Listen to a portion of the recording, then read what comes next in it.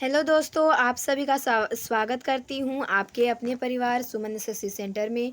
आज मैं आप सभी के लिए झारखंड बोर्ड क्लास 8 एग्जामिनेशन 2023 का 13 अप्रैल को हुई साइंस की पेपर का एमसीक्यू टाइप्स क्वेश्चन का आंसर की लेकर आई हूँ।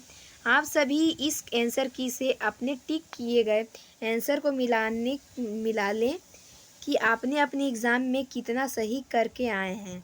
तो चलिए देखते हैं पहला क्वेश्चन। गेहूं की रस्ट किसके कारण होती है? तो गेहूं की रस्ट कवक के कारण होती है। सूक्ष्म जीव कहाँ पाए जाते हैं? सूक्ष्म जीव जल, वायु, मिट्टी सभी जगह पाए जाते हैं। तो इसका आंसर हो जाएगा इनमें सभी। जीवाणु एवं कवकों के द्वारा अपघटित होने वाले पदार्थ कहलाते हैं जैव निम्नीकरण। सोडियम को किस में डुबाकर रखा जाता है? तो सोडियम को मिट्टी तेल में डुबाकर रखा जाता है। किस पदार्थ के दहन का सहायक पदार्थ है? किसी पदार्थ के दहन का सहायक पदार्थ ऑक्सीजन है। बर्फ पर चलने पर आप फिसल जाएंगे क्योंकि घर्षण कम होगा। किसी वस्तु की मध्य स्थिति के आगे पीछे होने वाली गति को क्या कहते हैं? कंपन कहते हैं। किस प्रक्रिया के कारण श्वेत प्रकाश 7 रंगों के में विभक्त हो जाता है? तो विक्षेपण प्रक्रिया के कारण। सामान्य नेत्र द्वारा पढ़ने के लिए सर्वाधिक सुविधाजनक दूरी लगभग कितनी होती है? तो 25 सेंटीमीटर। किस कारण पृथ्वी के अंदर मृत पेड़ पौधे कोयले में परिवर्तित हो गए? उच्च दाब और उच्च ताप के कारण। यानी कि इसका आंसर हो जाएगा A1 और 2 दोनों। कोक किसका शुद्ध रूप है? तो कोक कार्बन का शुद्ध रूप है। मृदा अपरदन को रोकने में सहायक है। मृदा अपरदन को रोकने में सहायक वृक्ष है। कागज का कितने बार पुनर्चक्रण संभव है? तो कागज का 5 से 7 बार पुनर्चक्रण संभव है। वायु में नाइट्रोजन कितने प्रतिशत है? वायु में नाइट्रोजन 78% है। किसके द्वारा वायुमंडल की ओजोन परत क्षतिग्रस्त हो जाती है? तो CFC के कारण, यानी कि क्लोरोफ्लोरोकार्बन के कारण। जरायुज जंतु कौन से हैं? जरायुज जंतु गाय, कुत्ता, बिल्ली, यानी कि इनमें से सभी हैं।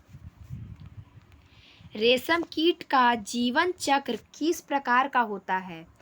तो रेशम कीट का जीवन चक्र कोकून, प्यूपा, वयस्क ये सभी होते हैं। यानी कि इसका आंसर हो जाएगा इनमें से सभी।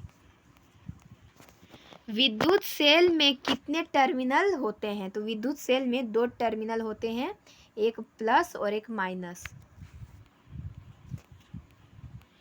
कौन विद्युत धारा के प्रवाहित होने पर ही दीप्त होता है? LED। विद्युत धारा कौन सा प्रभाव उत्पन्न करती है? विद्युत धारा चुंबकीय प्रभाव उत्पन्न करती है। निम्न में से सबसे मजबूत रेशा कौन सा है? तो सबसे मजबूत रेशा नायलॉन है। प्लास्टिक जो आग का विरोध कर सकता है वह है मेलामाइन। पॉलिएस्टर की सामान्य किस्म है टेरिलीन। परावर्तन कोण किसे कहते हैं? परावर्तन कोण किसे कहते हैं?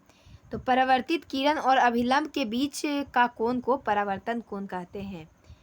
परावर्तित किरण और अभिलंब के बीच, यानी कि इसे परावर्तन कहते हैं। ये परावर्तन कोण और परावर्तित कोण और यह अभिलंब है।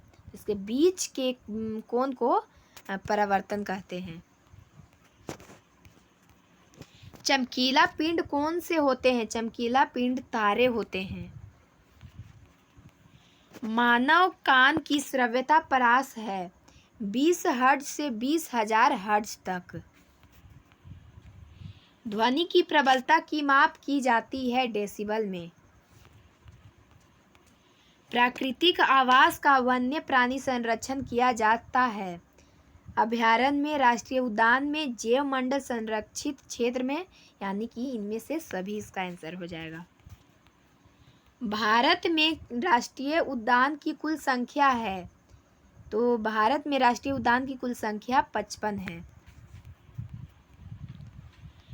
काला सोना कहा जाता है, काला सोना पेट्रोलियम को कहा जाता है। चट्टानों पर चढ़ने हेतु रस्से बनाए जाते हैं नायलॉन से। एक ईंधन नहीं है तो मृदा ईंधन नहीं है, सीएनजी, एलपीजी और बायोगैस ईंधन है, यानी कि इसका आंसर हो जाएगा मृदा। निम्नांकित में कौन सा घोल विद्युत का सुचालक है? तो निम्नांकित में नींबू का रस, नल का पानी, सिरका, ये विद्युत का सुचालक है। खाद्य तेल विद्युत का सुचालक नहीं है। कौन सी गैस अत्यंत विषैली होती है? तो कौन सी गैस अत्यंत विषैली है? Carbon monoxide. निम्नलिखित में सबसे छोटी कोशिका है, तो सबसे छोटी कोशिका माइकोप्लाज्मा है। ईस्ट का उपयोग किसके उत्पादन में किया जाता है? तो एल्कोहल के उत्पादन में ईस्ट का उपयोग किया जाता है। मलेरिया रोग का कारण है, मलेरिया रोग का कारण प्रोटोजोआ है। और अगर पूछे मलेरिया रोग का कारक जीव है, तो कारक जीव मच्छर है। क्या? तो मच्छर। टेस्टोस्टेरोन है, टेस्टोस्टेरोन पुरुष हार्मोन है। बल का परिणाम और दिशा दोनों होते हैं, बल का परिणाम और दिशा दोनों होते हैं, जिसे सदिश राशि कहते हैं। क्या? तो सदिश राशि।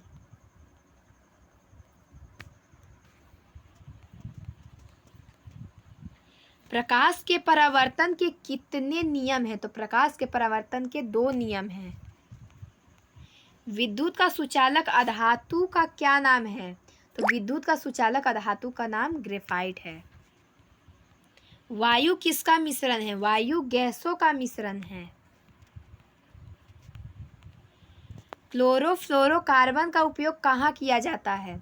तो क्लोरोफ्लोरोकार्बन का उपयोग रेफ्रिजरेटर में, एयर कंडीशनर में, एरोसोल फुहार में, यानी कि इनमें से सभी में किया जाता है। भोजन से प्राप्त ऊर्जा का उपयोग कहाँ करते हैं? तो भोजन से प्राप्त ऊर्जा का उपयोग श्वसन में करते हैं। तेलीय सतह है, तेलीय सतह से घर्षण घटता है, तेलीय सतह से घर्षण घटता है। आवृत्ति का मात्रक है, आवृत्ति का मात्रक हर्ट्ज है।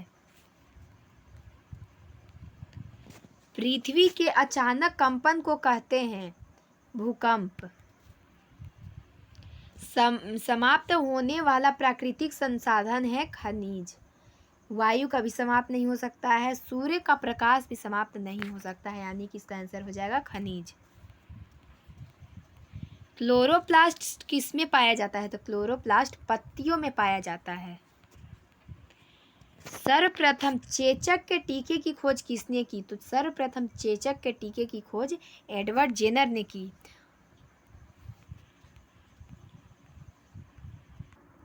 इस वीडियो को देखने के बाद आप सभी ने अपने आंसर मिलाए तो कमेंट बॉक्स में ज़रूर बताएं कि आप लोग एग्ज़ाम में कितना सही टिक करके आए हैं। Thanks for watching.